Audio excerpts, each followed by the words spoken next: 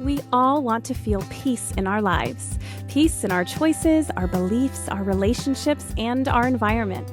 I've learned that this desired contentment is often found through holding on to less. When we pare down what we own, what we consume, and what we value, we're left with what's intentional, a personalized curation of what is important and true and useful to us. I'm Shannon Leyko, and you're listening to Paring Down, a podcast aimed at helping you declutter not only your home, but any area of your life that's overwhelming. Here, we're having interesting and honest conversations about the physical and mental clutter that drowns out what truly matters to each of us.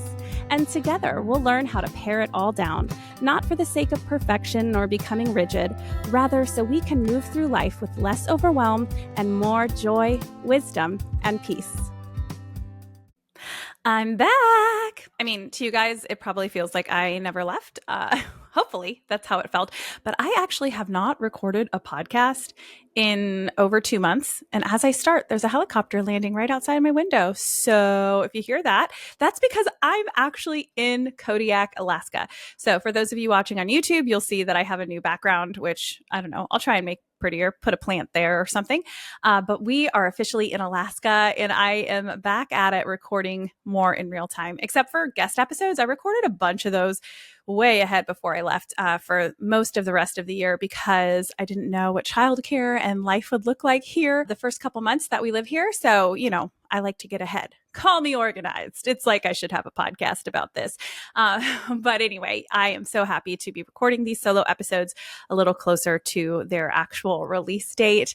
I've missed recording, and so this feels good. I'm almost like a little nervous. I'm like, oh yeah, I used to do this multiple times a week. And it's amazing after 2 months, sometimes how you feel like you gotta get back into things. So today I wanted to give you a kind of like personal update about how the trip went and what Alaska is like. And then of course I want to touch on decluttering. That's why you're here. So I'm going to talk through a little bit of what it was like to unpack in our new house, things that I wish we had decluttered before we left, not had to deal with once we got here. And yeah, hopefully this is a fun one. Just, you know, some good old friends catching up. Oh, and I also, before I dive in, wanted to tell you that this week, tomorrow, actually, no, 2 days from now, marks 1 year of the Less Express, which is my newsletter. I can't believe it, that it's been a whole year. And I have 10,000 people on my email list, which is insane. I'm so grateful for that. 10,000 in a year feels, I don't know, I just am shocked and amazed and grateful. And I think that the format of that email just really resonates with people. It follows the acronym LESS, L-E-S-S, and it's listen, which is you'll see what's on the podcast that week. Excerpt, which is a quote about decluttering or intentional living that I love. Share, which is a little note from me to you, like a very mini blog post, not very long, because obviously I know we don't have that much time when we're opening an email. And then simplify, I give you a decluttering challenge every single week, just something really specific and simple to declutter that week. So if you are not signed up for the Less Express, I would love to have you. That will be linked in the show notes, but happy 1 year to the Less Express. Yay. Okay, but today, a little reminder or to catch you up if you aren't aware of our personal life right now. So we are a Coast Guard family. My husband is in the Coast Guard and we lived in Florida for 3 years. So like every 3 years, they station us somewhere new, usually about 3 years in each place. And so our most recent place was in Panama City Beach, Florida. And then they told us we're moving to Kodiak. So we lived in Ketchikan, Alaska for 3 years. This is not our first dive into living in Alaska. We're so excited to be back. It's very far from Ketchikan. Like the mileage, I think, is 811 miles, I want to say is the number I Googled, between Ketchikan and Kodiak, which is further from, like the distance is further than that between New York City and Chicago, if that gives you any indication of how big Alaska is and how we truly have never been here before. But, you know, the entire idea of like the outdoorsiness and the small, small kind of isolated town. Like we've experienced that before and are so happy to be back in that kind of an environment. So we'll be here for 3 years, hopefully, God willing.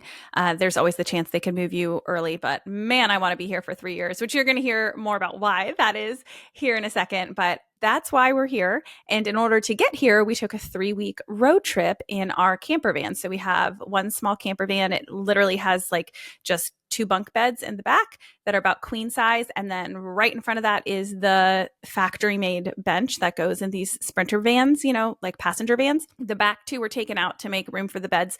Then there's the one bench that all 3 of our kids with their car seats are on. And right in front of that, there's just enough room in front of their legs for a dog crate, which is where our bigger dog goes. And then my husband and me up front. So like no standing room really. There's one tiny like square foot of standing room, which is where we'd get our pajamas on one at a time. So anyways, that was 3 weeks on the road, camping, some hotels along the way. And so I wanted to update you guys about how that went, living a truly minimalist lifestyle for those 3 wild weeks, honestly. So one of the biggest questions I've gotten is about the fish. Did they make it across the Canadian border? We had 3 glowfish named Harry, Ron, and Hermione from, of course, Harry Potter. And the idea was that we were going to be taking them on this road trip with us, just to add one more layer of chaos.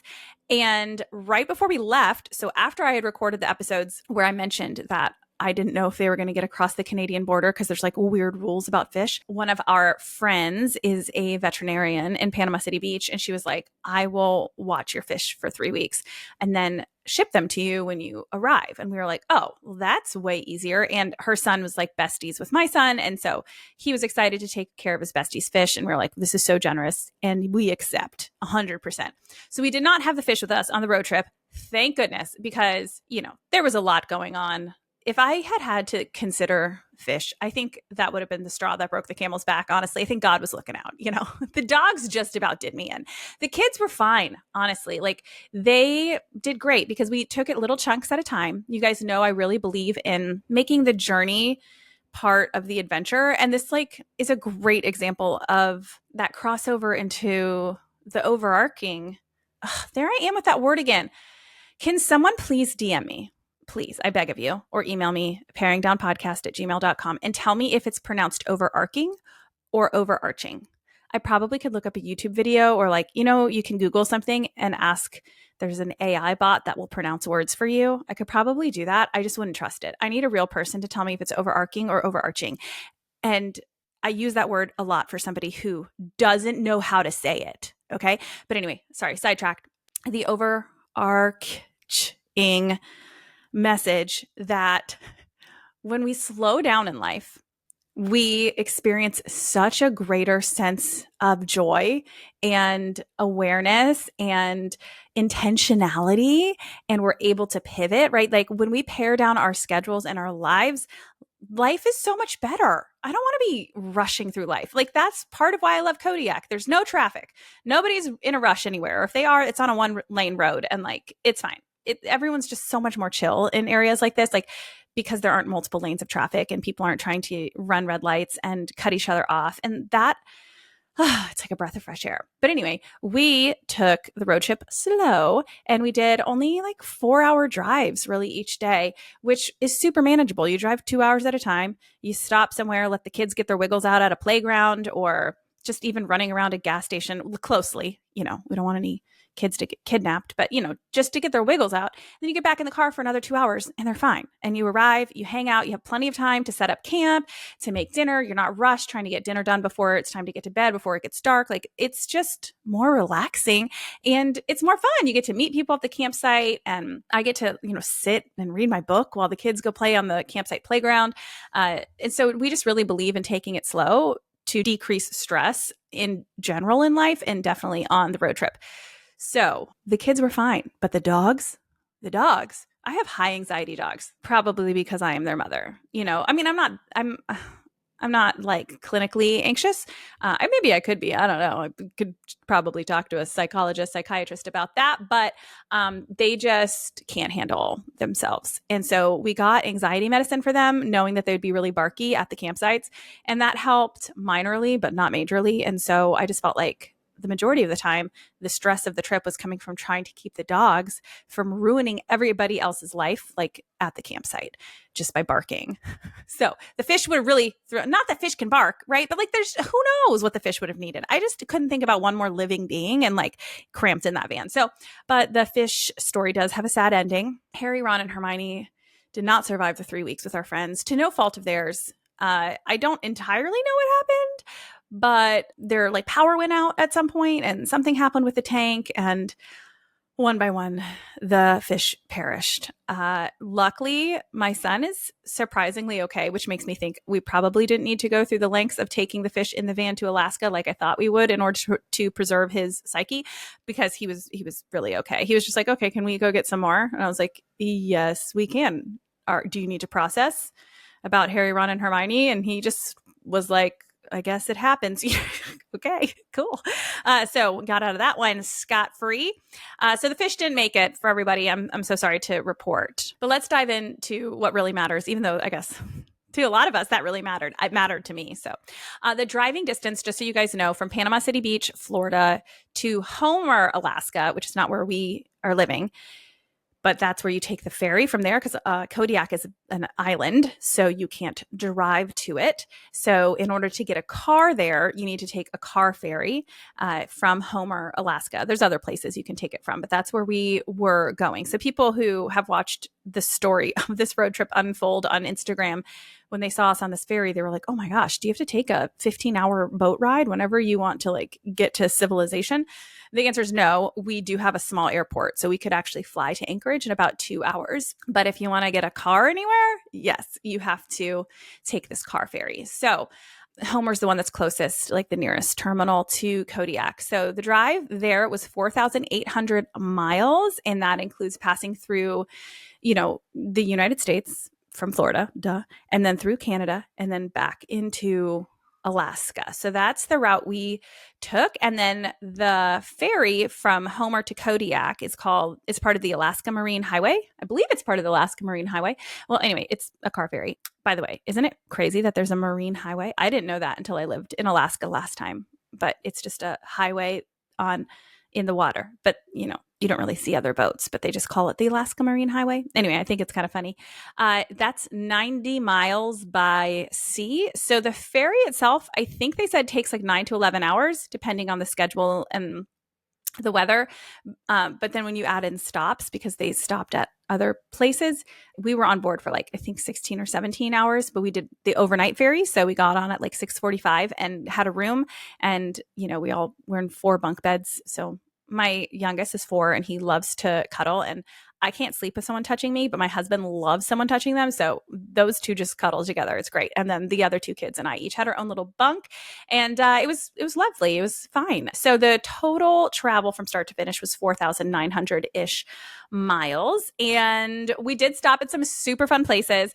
One of the ones we stopped at, my husband was like, are you going to tell your followers you stopped here? Because it's like the antithesis of paring down. But we stopped at the Mall of America. It was actually really cool. We did not go shopping. I didn't know this, but there's an entire theme park inside the Mall of America. Am I the only human that didn't know this? I mean, with huge roller coasters. It was wild. And so we walked in and my kids were like, yes, we will be here all day. And we were. And it was so much fun. And the kids had a blast. And we ate at the Rainforest Cafe, which like brought me back to my childhood. And it was a wonderful day. So Mall of America, everybody. There was also this one stop in Edmonton, Canada, which, you know how when you buy a red car, you start to see all the red cars everywhere? I had never heard of Edmonton, Canada. And then we went to the Edmonton Mall, which has this world water park in it. Like similar, it's kind of like the Mall of America in Canada, actually. But the water park inside, again, insanity. I've never seen anything built up like that inside this giant dome. It was the coolest thing ever. Had a wave pool and everything. Huge, like humongous. And the kids, we were there all day too. And we didn't have to put sunscreen on them. I mean, my 2 oldest kids are see-through, like they're ghosts. And so that was a pleasant experience, not having to worry about sunscreen at a water park. But anyways, we went there, and then like 2 days later, I guess their hockey team, ice hockey's huge, especially in Canada, was in for going for the Stanley Cup. Is that the right cup?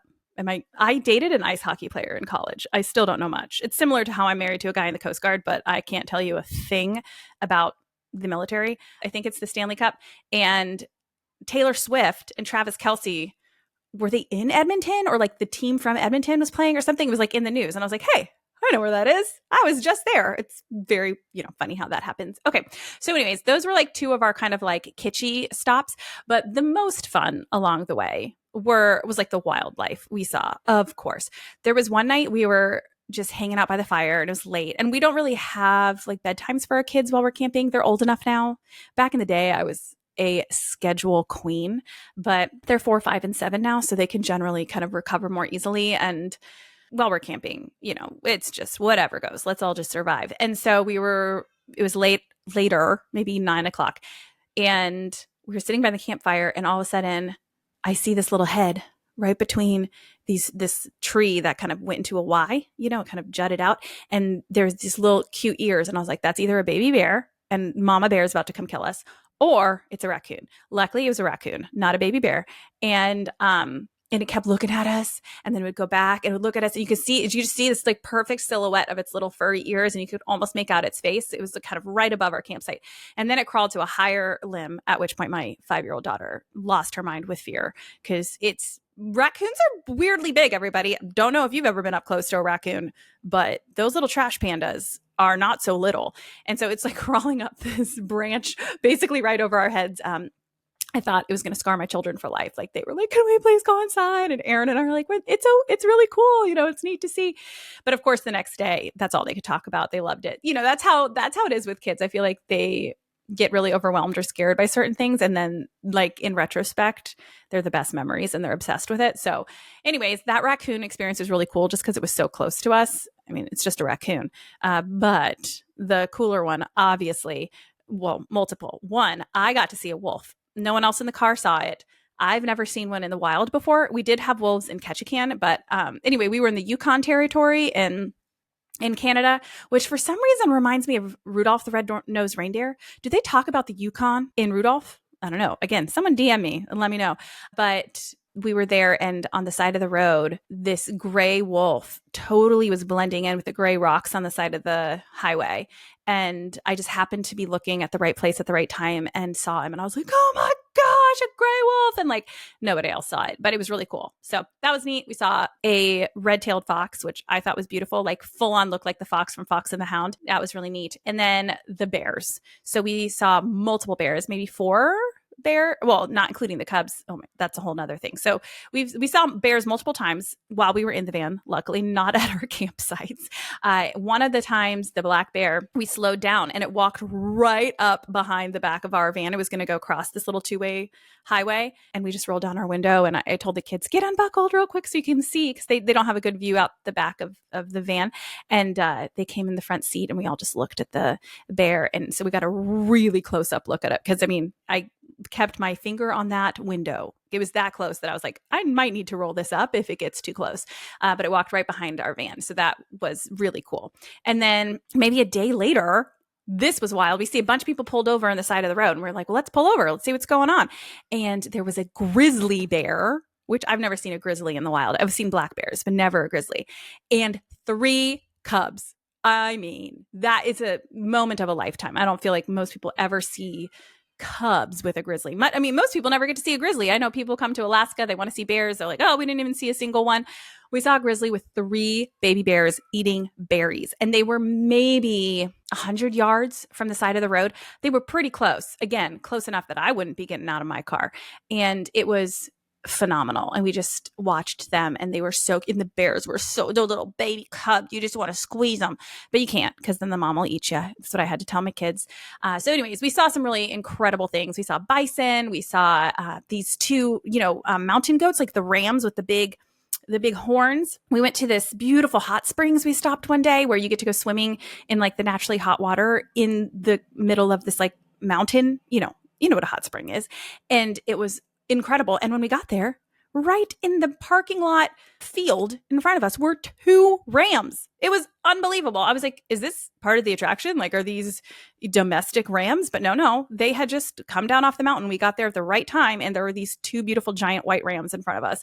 My kids refused to smile in the picture with the rams, which I was pretty mad about, but that was amazing. So there's just so many memories, and even the little things, like my kids have a bug catcher and they caught a daddy long leg, and then my 7-year-old put in another bug, and the daddy long leg ate that bug. He created this full ecosystem inside this tiny bug catcher, and it was gross and awesome.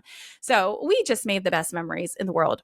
Of course, there were challenges and pivots that we had to make. So you guys might remember, but at that time were the Canadian wildfires, and they were really bad. And so they were affecting air quality. And at one point we started going north after we got in Canada, and we're looking at our route and found this map that shows you kind of where the fires were happening. And I was like, the fires are happening 100% on our route for the next week. Like, we can't do this. Hey guys, it's time for your ad break. Each week I like to say a huge thank you for your graciousness that these are part of the podcast. Here we go. The fires were happening 100% on our route for the next week. And so we get to our next campsite. You go outside and you can like hardly breathe. It smells like smoke. And so I look up, I'm like, is smoke quality a problem like for children? And they were like, yes, don't stay in somewhere that has 10 plus whatever rating of the smoke problem. Sorry, I don't know what it's all called. And so I like look up our area, and it's like 10 plus, don't go outside. And we're at a campsite. We had arrived at 3 p.m. Like I said, we try and get there early so we can set up camp and enjoy ourselves. And I was like, so yeah, I'm not going to give my kids lung cancer. So we need to go find a hotel. And so at that point, Aaron and I were like, I think we should just backtrack 2 hours or so. I think it was how far it was, maybe 3. I think it was 3. It was kind of, disheartening. And then take a different route altogether to avoid the wildfires more easily. So we did that. So we had to backtrack, and then we had all of our campsites booked and everything for the whole trip. So we had to cancel all of the rest of the ones that were in that route and just kind of hope for the best, and took a different route.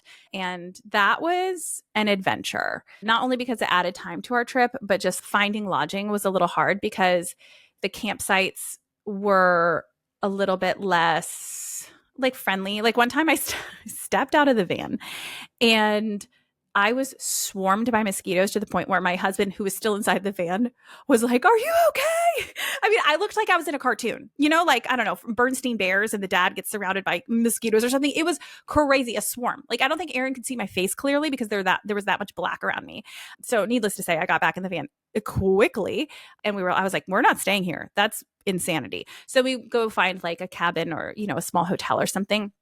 So that happened. We didn't camp as much during that leg as we thought we would. I mean, it's still a lot, but we didn't stay outside the whole time. Also because it was a lot of torrential rain. And like I said, we don't have anywhere to hang out in our van. So we would lay on the bed and watch a movie together sometimes, which was great. But other times I was like, these kids need to be able to stand up. And so we would just go find a little lodge. And one of the times we found this lodge, and it was we were in the middle of nowhere. You got to understand, like, most of these places weren't hotels. They're like RV sites that have a couple of cabins available. And so we like found this place. It's dark outside. It's raining. And they're like, we have one room left. We're not dog friendly. And the room only has 2 single beds in it. We're like, we'll take it. So we, play board games in the room, and then the boys stayed in the room. And then Jojo and I went back out to the parking lot and slept in the van with the dogs. We like walked the dogs, and we're like, sorry, doggies, you have to stay in the car. So there were things like that went wrong. Or like the one night we purposefully chose a hotel. Usually we chose a hotel every 7 days, maybe a little earlier, in order to do laundry more easily and just kind of have a break. And this one time we desperately needed laundry, and we desperately needed showers, and the water of the freaking hotel went out. We were like, what are the odds? Like, come on, while we're here. Little things like that went wrong. But overall, it was great. We knew things would go wrong, like that's part of this whole thing. So I think we were mentally prepared. But in the moment, you're still kind of like, come on. But like I said, the best moments were when we were not rushing. Like, I just loved hanging out at the campsites and watching the kids play on the playground and meet friends. And a lot of their friends would have like walkie-talkies, and they would just, they'd have the time of their life. And I actually wanted to share a piece of research, because I always do, that a 2019 study in the Journal of Emotion found that when people slow down and savor moments, they feel better emotionally and create richer, more detailed memories. I think that feels obvious, but sometimes it's nice to know that these things have actually been studied, that when we're rushing from place to place, we're just not getting the same experience. You can say you drove to Alaska, but if you're rushing there, you're not getting the same experience as someone who's driven to Alaska slowly, intentionally, and savored the moments, That study actually about like the pace of experiencing life studied emotional well-being, memory quality, and feeling connected to the experiences, which I think memories are so important, obviously. And so I was like really enjoying sitting there. And those are the days I remember, right? Like I think about this trip. I'm like, the days I really remember are the ones that we were at the campsites the longest and really got to enjoy ourselves. And of course, there were a couple times we got to see family. So when we were in Indianapolis, not far into our trip, my husband's family drove over from Ohio and they spent the night nearby, and we got to like play at the pool at the KOA and pet horses, and the kids had the time of their lives. I also got to see my stepdad. He had a lung transplant about 3 years ago. He lives in Indiana with his new wife. My mom passed away in 2012 and was married to my stepdad. So I had lived with him since I was a sophomore in high school until she passed away when I was 24. Well, I didn't live with them the whole time, but he was in my life for that period of time. They were married for 9 years. And then of course we stayed very close after she passed. And then he reconnected online on like Facebook, I believe, with his old friend from high school. And she and him ended up getting married a couple of years after that, which we were so grateful for. So he moved back to Indiana to be with her. And so we hadn't seen him in about 6 years. Yeah, it had been a really long time. But his health was something we were always praying for. And anyways, right before we went on this trip, we had planned to stay with them in Indiana for a night. He was in the hospital. So instead we, stayed at a campsite and just went to go see him in the hospital, and he was doing really well. He had to have emergency surgery for something unrelated to his lung transplant.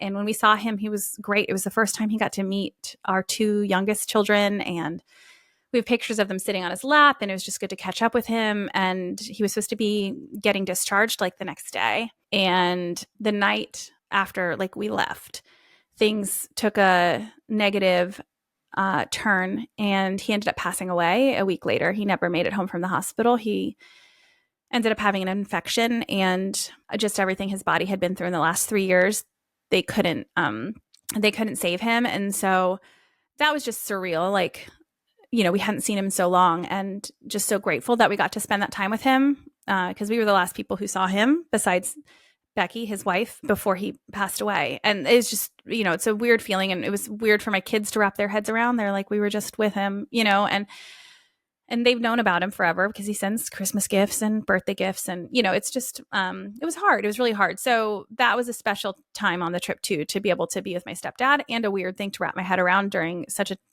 wild time of change in my life, to then also grieve the loss of somebody. That was hard. So that was part of our trip, but also one of my favorite parts of the trip, right? Like, it's a happy memory, and the happy memories are really with people, the incredible people we met on the trip. Just, you hear their stories. Like, there was this 80-year-old named Gil, and he was riding his motorcycle all the way from Oregon up to Fairbanks, Alaska, with his daughter and son-in-law at 80 years old. Isn't that incredible?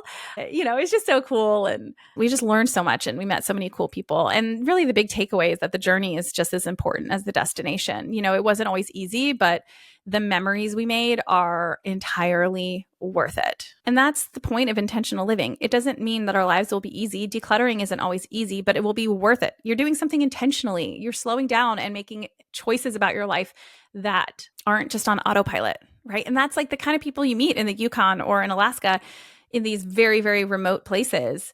They're there for a reason. Like, it's not by accident. It's a complete intentionality. And so to connect with those kinds of adventurous people was just a real gift. Okay, so now on to settling into Kodiak.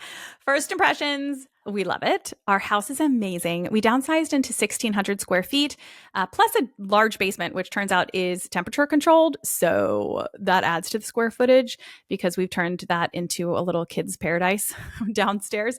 But the house is amazing. It feels so much more like me than the house we had in Florida. And the house in Florida was 2,500 square feet. It was built in 2015. Very updated, new, nice countertops, pretty finishes. It looked like, what people say you want a house to look like. But I always kind of felt like an imposter personally. I like smaller homes. I'm not a fancy person. I don't know. It never felt like me. And this house feels like me. We're living on base. So it's government housing. So it's not pretty, but it's very functional. And our view is just unbelievable. I mean, even right now, as I'm recording from our bedroom, I look to the left and I just have a full-on gorgeous water view of the Gulf of Alaska and pine trees. And the other side of my window has mountains, snow-capped mountains. I mean, it's just, I'm just blown away. The house is incredible. The light has made things a little bit tricky. We have blackout curtains for the kids' rooms, but they've been doing great despite the, how it stays light until, I stayed up super late last night with my husband watching a movie. I think the latest since we've been here, went to bed around midnight and it still wasn't entirely dark outside. And then I've woken up in the middle of the night at like 3:30, 4, and it's not entirely dark. I think it gets dark for like an hour, maybe two, where it's completely dark. And so, yeah, that's made for me sleep a little bit harder. I just don't get tired. It's weird. And in Florida, I couldn't keep my eyes open past 9 p.m. But here I'm like watching a show and I look at my phone. I'm like, oh my gosh, it's 10:30. Like I got to go to bed. I'm a party animal. So that's been a kind of an interesting transition, but I feel fine. I'll be okay. The beaches are next level. We went and saw this gray whale that had been washed ashore. There was a local article that said they think an orca got to it. And then, when it died, it washed ashore. So we drove to that beach about 45 minutes from our house and it's just gorgeous. The beaches, it looks like Jurassic Park. Like behind you are these just big, lush mountains because we're in the rainforest of Alaska, not the tundra. So it's just so green. And then the waves were crashing. And in Ketchikan, we didn't have like big crashing waves. We were kind of in a sound, like in a channel. But here, there's more open water. And so it was so cool. And there's that big giant whale that looked like a dinosaur on the beach. And we saw these giant bear tracks in the sand, like a bear had clearly been there. These huge bald eagles, the biggest bald eagles I've ever seen. And then my kids found the stream where the bear had gone. The bear obviously walked into the stream and up into the mountains. And I told my kids, we're not going to follow the bear tracks till we find it. Like that's just poor form. But we got to the stream and they like stripped down into their underwear and just played in the stream because we did not bring extra clothes. And anyways, it was just a glorious day. And the weather, as you can tell, by me saying that my kids stripped down into their underwear, it's not hot, but I think that day it felt like probably 65 or so. Kids don't care. They'll get in ice cold water as long as they can do something that's, kind of messy and crazy.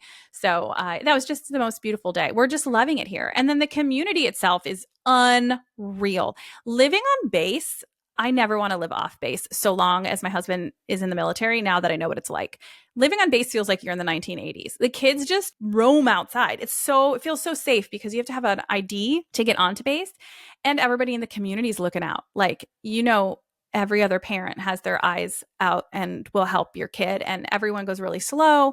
Instead of the speed limit being 25 in neighborhoods, it's only 15, and there's speed bumps, and the kids just have the best time. They just go outside on their bikes and they go pick salmon berries and they build rope forts that are, in these different little pockets of trees. And it's still so wonderful. A lot of you have asked if I'm worried about the bears. There's Kodiak bears in Kodiak, Alaska.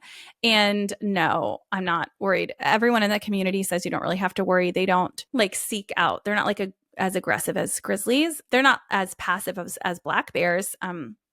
But they don't really show up. And if they do climb over the gate to get into base, usually somebody will like put it on the Facebook group or whatever. But like nobody's ever been harmed, knock on wood, that will never happen. But they also, if you make noise, they stay away.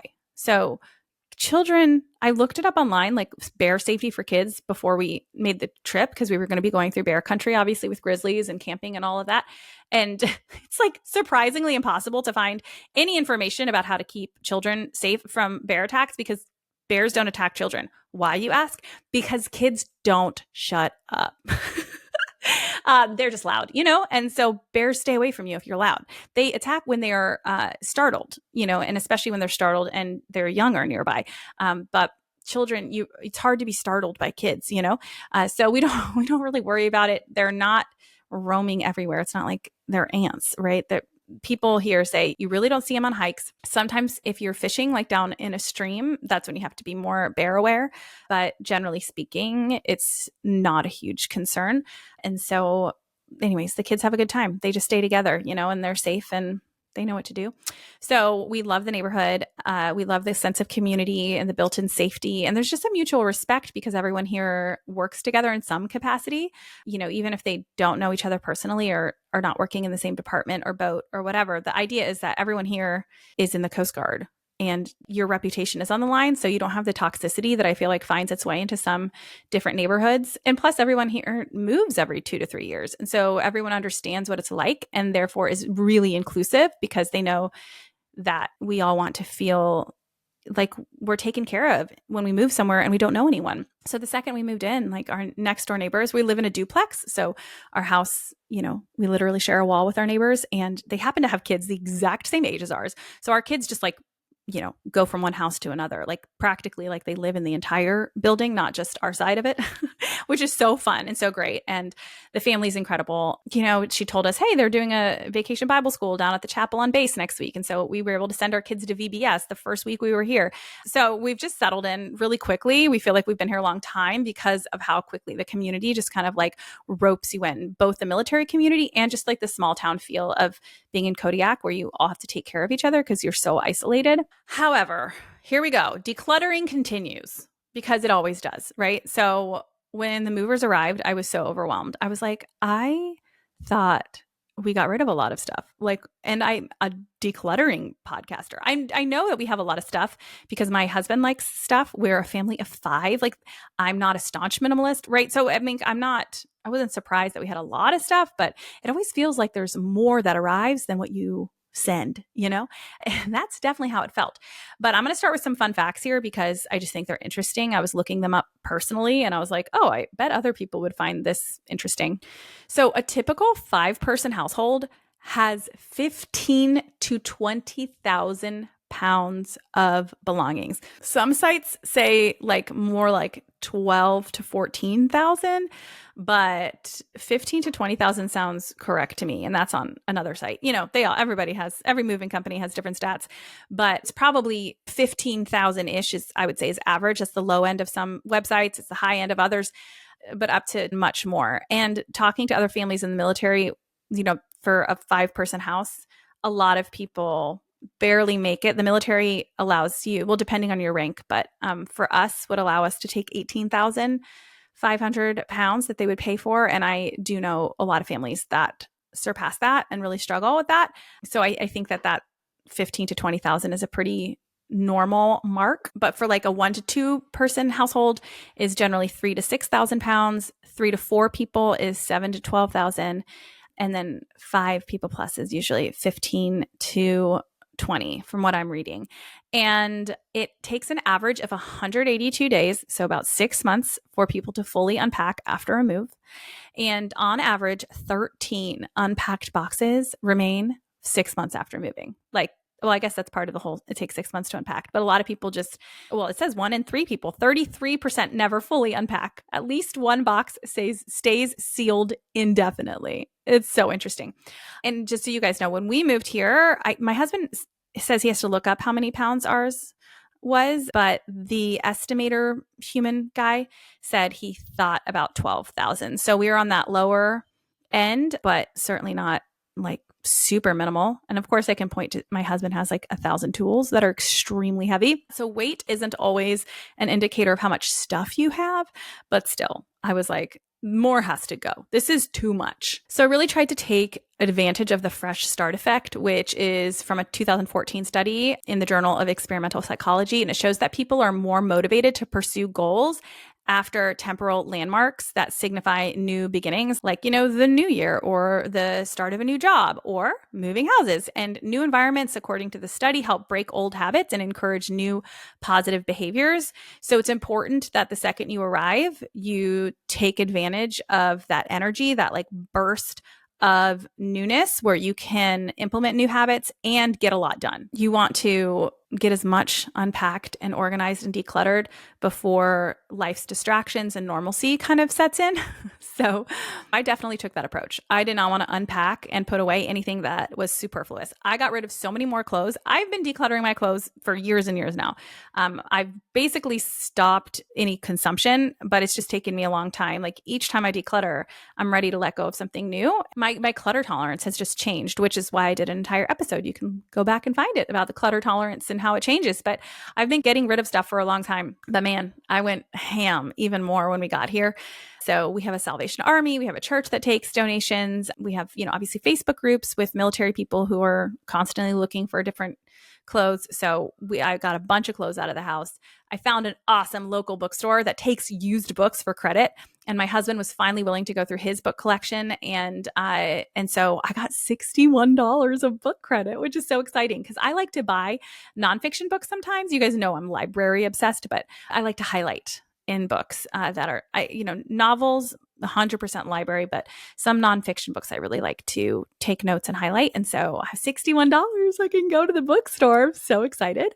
I got rid of a bunch of toys. Like we didn't have many toys to begin with, but since we're going to keep the toys in the basement and made that into a kid's paradise down there, I was like, I'm not going to want to go down there to clean as often. And so got rid of a bunch of toys. The basement and the garage are still work in progress. There's like a separate room down there that has some stuff that was in our garage back in Florida, mostly like my husband's stuff. Bless him, love him.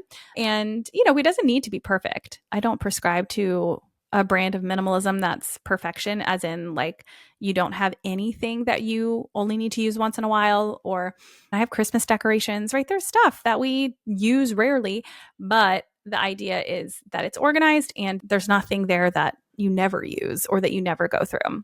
But I did find a box that reminded me about the importance of stuff.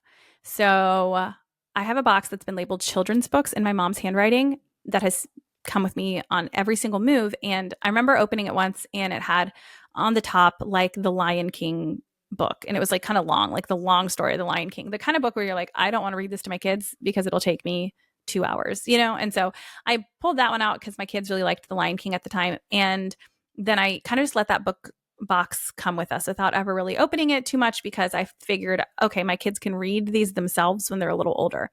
So my kids are old enough to read now. So I opened it when we got here and then I was shocked by what I found. I couldn't believe it, but there was a book that was published in 1931. It was like falling apart. That was my grandmother's. It had her name, Millie Anderson, that she had written clearly when she was a child. And she wrote it in her little children's handwriting in the inside cover, and one from my grandfather.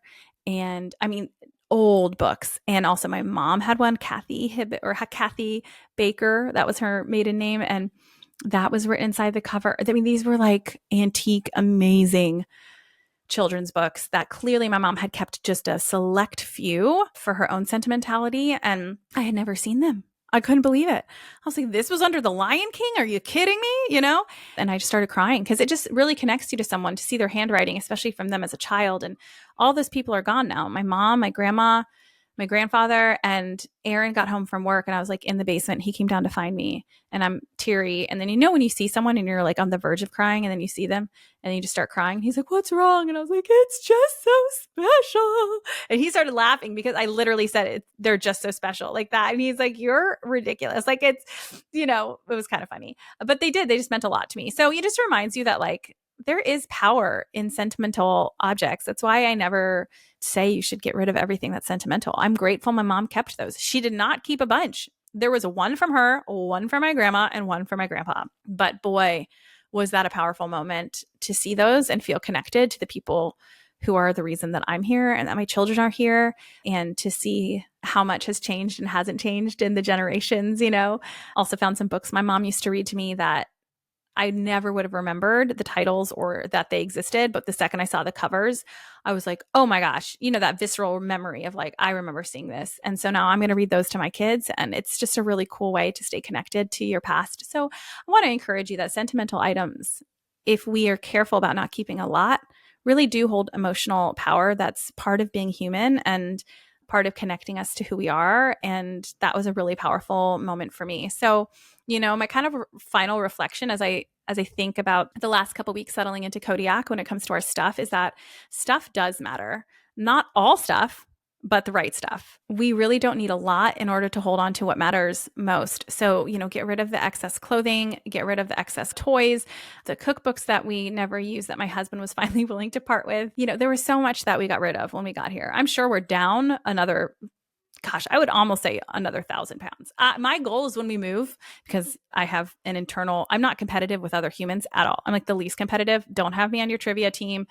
Don't play with me. I'm not fun. But I have an internal competitor with myself that I'm like, next time we move, I want the weight to be only 10,000 pounds, but I think we're down a lot and it feels really good. And I'm so happy about it. So anyways, I know this episode was a little different just because it was a lot of like my personal update and that kind of thing. But I just thought you guys might want to hear how we're doing. And I'm really looking forward to being back in this little studio recording for you guys. And I have to tell you, you need to come back next week because I have the biggest guest I've ever had on the show. And that's saying something because Greg McEwen was pretty freaking huge. But next week is Gretchen Rubin. Oh my gosh. She's a 7-time New York Times bestseller. What? Are you kidding me? She's most well known for her blockbuster hit in 2009, The Happiness Project. And you know the phrase, the days are short, but the years are long? Nope. The days are long, but the years are short. That very famous parenting phrase. Yeah. So she wrote that. She's incredible. She has a new book out called The Secrets of Adulthood. And I got to interview her, or actually I get to. You guys, as of recording this, I haven't interviewed her yet. So I'm like pretty nervous. So hopefully I do a good job. You'll find out next week. So come back, listen to that with Gretchen Rubin. She has an entire book about decluttering, and it's going to be an episode that just motivates you to live your absolute best life, both inside the house when it comes to your stuff and just in general when it comes to intentional living. So I'll see you then. Bye. You just listened to an episode of Paring Down with me, Shannon Leyko. If you enjoyed the show, it would mean the world if you can leave a review wherever you listen and share this episode with a friend. Those reviews really are what keeps a podcast on its feet for the long haul, and I will read every single one with a huge smile on my face. So thank you ahead of time. If you're watching on YouTube, don't forget to hit subscribe. Also, be sure to follow along on Instagram at paring_down, where I offer lots of tips and inspiration for paring down, along with what's new here on the podcast. Till next time.